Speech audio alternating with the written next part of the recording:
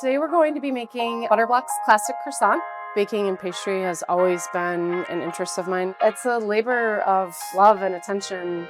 I just love making it. Welcome to Dig in Buffalo, brought to you by Milk for Health. The dough waits for no one, so it's go time. And then this, of course, is the most important component. This is our butter block. This is what we're named after. We're looking for the best quality butter that we can source. We want it to be super flavorful. 82% butter is what you want, or higher. And that's gonna give you the best finish for the croissant. The first step is gonna be locking in the butter into the dough. So now I'm sheeting it down to do first fold, layering butter and dough together. We do 3 folds.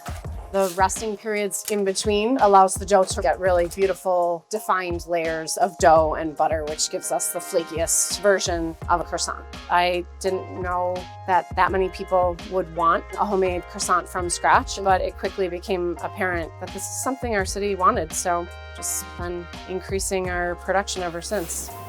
So one of the things that I find most appealing and interesting about the lamination process is that no day is going to be the same as the last, which is one of the things that sort of led me to be interested in nailing this process to keep making them better and better. These are ready to egg wash and bake, and that's going to help give us a really beautiful interior crumb and allow for the best texture inside.